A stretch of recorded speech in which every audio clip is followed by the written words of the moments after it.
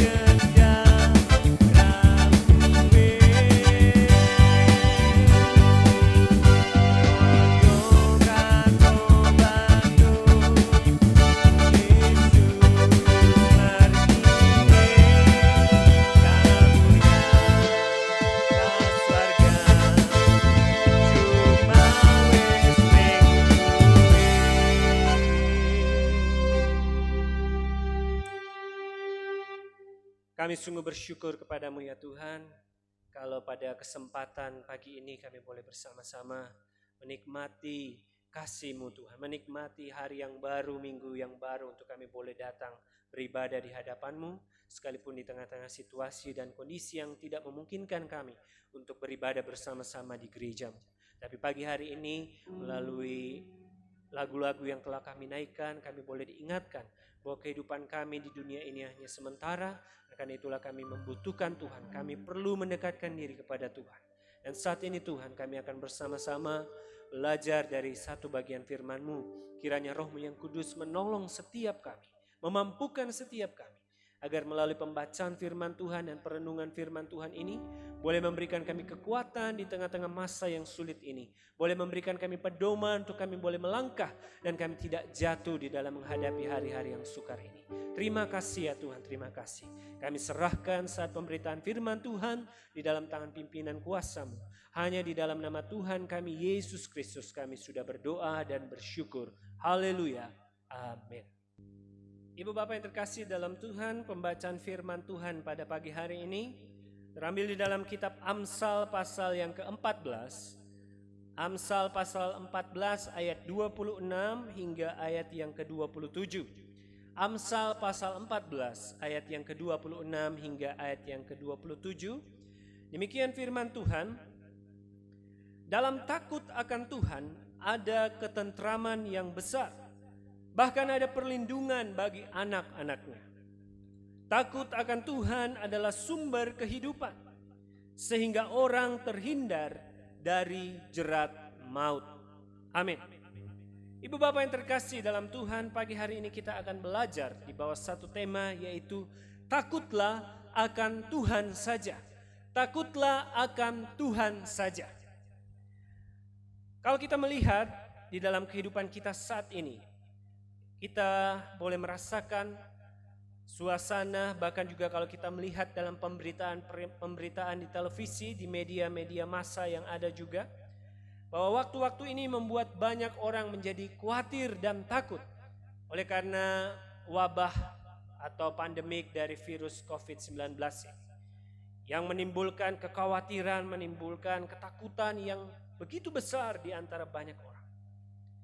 Tetapi Bapak Ibu yang terkasih dalam Tuhan, ketakutan yang berlebihan itu justru malah membawa dampak negatif yang lebih besar pada diri orang tersebut dan bahkan juga pada orang lain.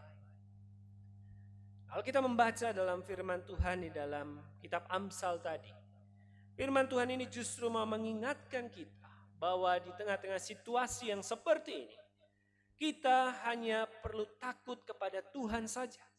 Dan kita tidak perlu takut kepada hal-hal yang lain yang ada di dunia ini. Kita hanya perlu takut kepada Tuhan saja. Mengapa demikian?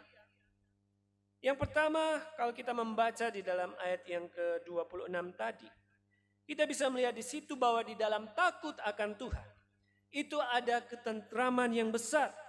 Ada perlindungan yang disediakan oleh Tuhan ketika orang-orang itu mencari Dia. Jadi pengertian yang pertama dari takut akan Tuhan di sini adalah orang-orang yang bergantung sepenuhnya, yang yakin sepenuhnya di dalam Tuhan. Itu sebenarnya yang dimaksud di dalam ayat yang ke-26 dari ayat aslinya atau bahasa aslinya. Bahwa di situ ketentraman yang besar itu bisa juga diartikan sebagai keyakinan yang teguh pada perlindungan Tuhan. Keyakinan yang teguh pada perlindungan Tuhan. Inilah yang dibutuhkan oleh setiap kita sebagai orang-orang yang mengaku percaya kepada Tuhan. Di tengah-tengah situasi yang penuh dengan ketidakpastian ini, di tengah situasi yang membuat banyak orang menjadi khawatir dan gentar, tapi hanya dengan takut kepada Tuhan, yaitu kita bergantung sepenuhnya, kita percaya sepenuhnya, dan kita yakin sepenuhnya bahwa Tuhan adalah sumber perlindungan kita. Tuhan adalah sumber pertolongan kita. Maka kita akan dimampukan untuk melewati keadaan yang seperti ini. Itu hal yang pertama dari kenapa takut akan Tuhan menjadi sesuatu yang penting bagi kita sekalian pada saat-saat ini. Takut akan Tuhan itu juga seringkali mungkin diartikan oleh orang secara berlebihan, ya Ibu. Bahwa dengan yakin sepenuhnya kepada Tuhan kemudian membuat orang itu menjadi lupa dengan apa yang harus dia hindari. Dan inilah pengertian yang kedua sebenarnya yang perlu kita ingat, bahwa takut akan Tuhan itu juga bukan berarti kita mencobai Tuhan. Bukan berarti bahwa kita merasa bahwa iman kita kuat, iman kita tinggi, sehingga kita ingin mencobai Tuhan dengan apa yang ada di dalam kehidupan kerohanian kita. Maksud saya seperti ini ya. Bahwa seringkali kalau kita melihat banyak contoh yang sudah terjadi, ada orang-orang percaya, orang-orang Kristen yang terlalu mengartikan takut akan Tuhan itu dengan berlebihan. Artinya bahwa mereka memandang remeh penyakit yang ada, virus-virus yang ada ini, sehingga mereka pun mengabaikan yang sudah dihimbaukan oleh pemerintah kita, yaitu protokol kesehatan. Berapa banyak orang yang kemudian merasa bahwa karena saya percaya kepada Tuhan maka saya tidak akan terkena virus ini. Sehingga kemudian orang tidak memakai masker lagi. Orang tidak melakukan tindakan-tindakan kebersihan seperti mencuci tangan atau menggunakan hand sanitizer.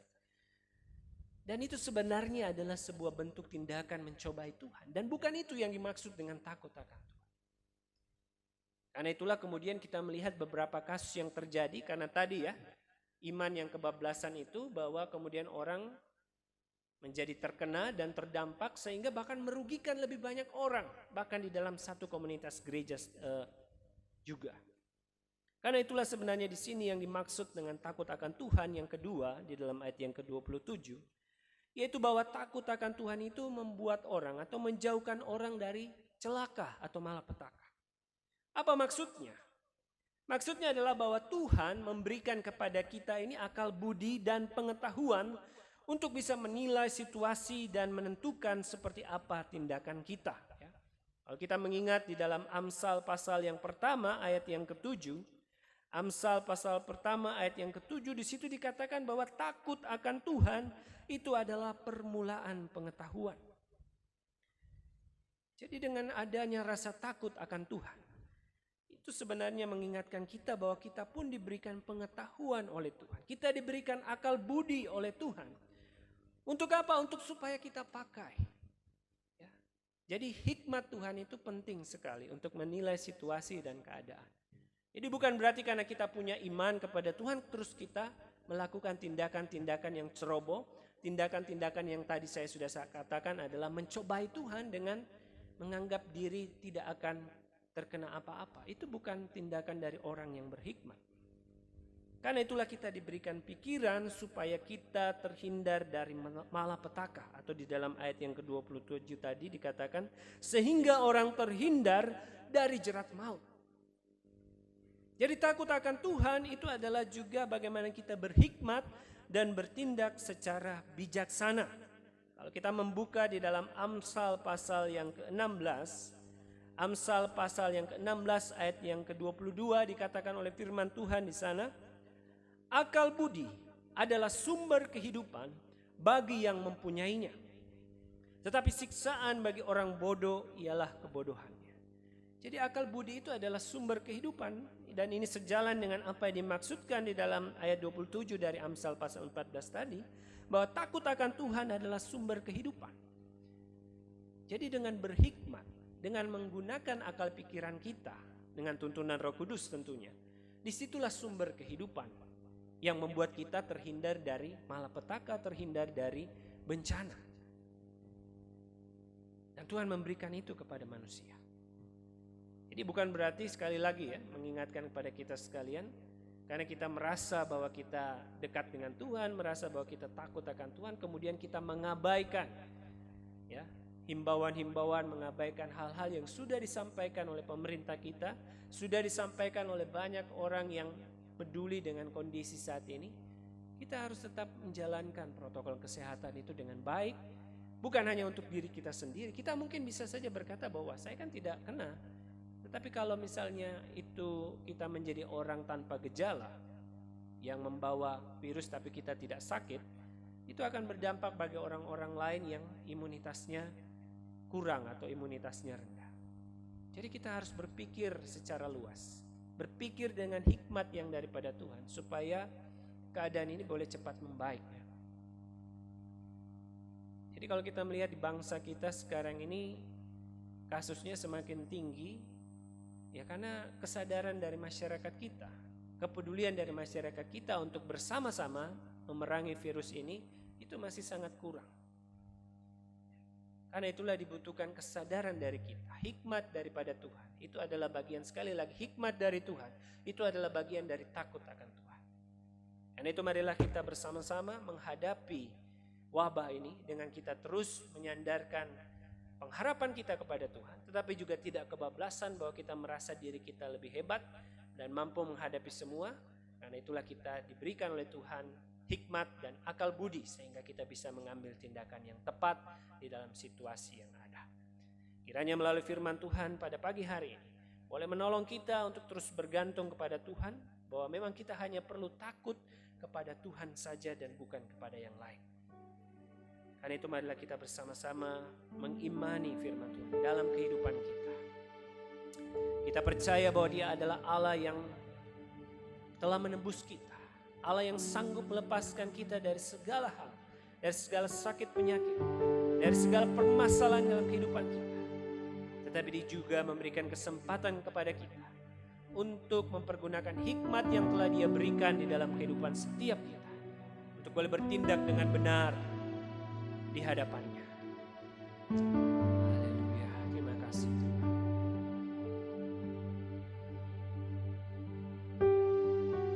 Terima kasih Yesus.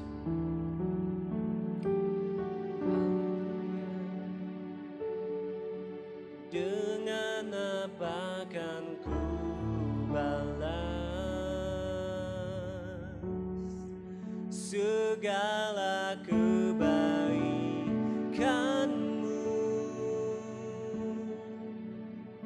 segenap hatiku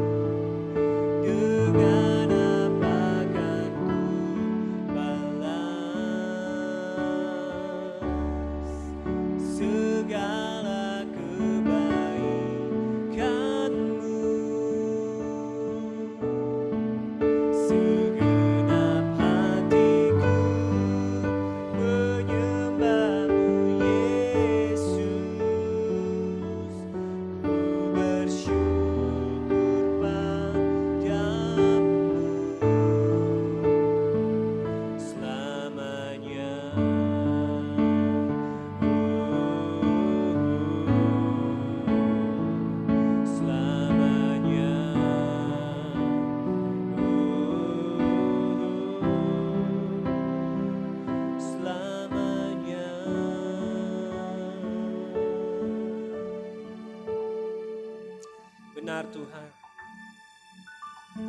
bahwa dengan apakah kami membalas segala kebaikan, segala anugerah dan kasih keselamatan yang Kau karuniakan kepada setiap kami. Dengan kami sungguh-sungguh takut akan Engkau.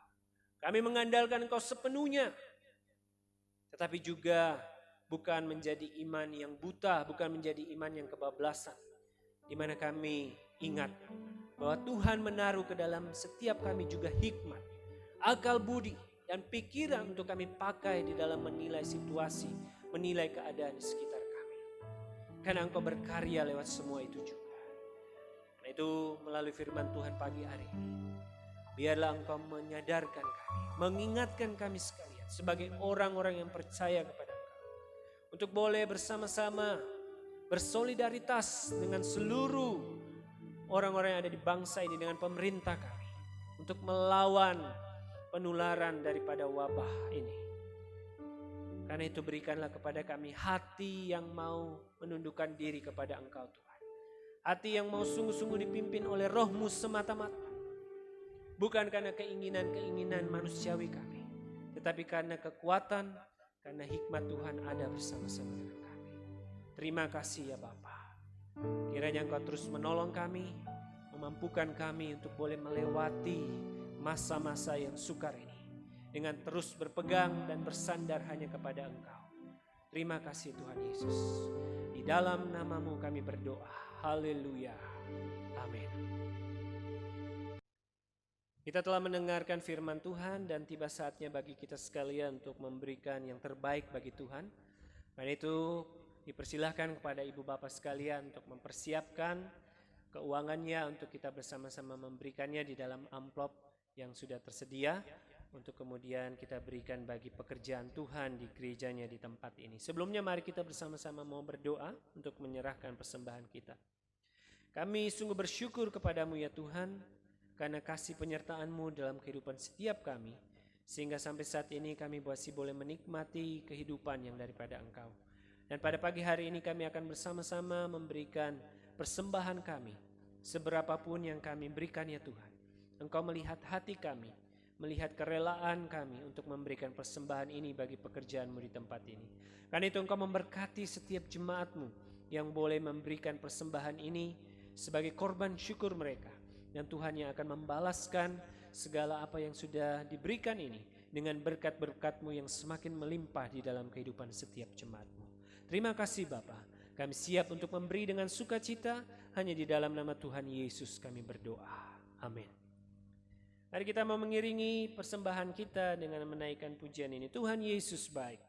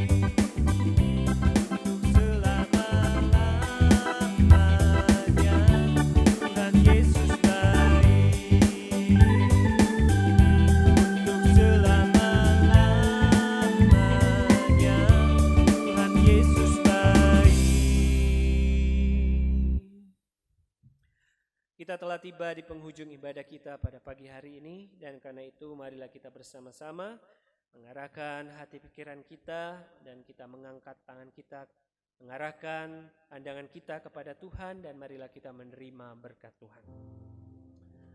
Tuhan memberkati engkau dan melindungi engkau. Tuhan menyinari engkau dengan wajah-Nya dan memberi engkau kasih karunia. Tuhan menghadapkan wajah-Nya kepadamu dan memberi engkau damai sejahtera. Bapa, terima kasih.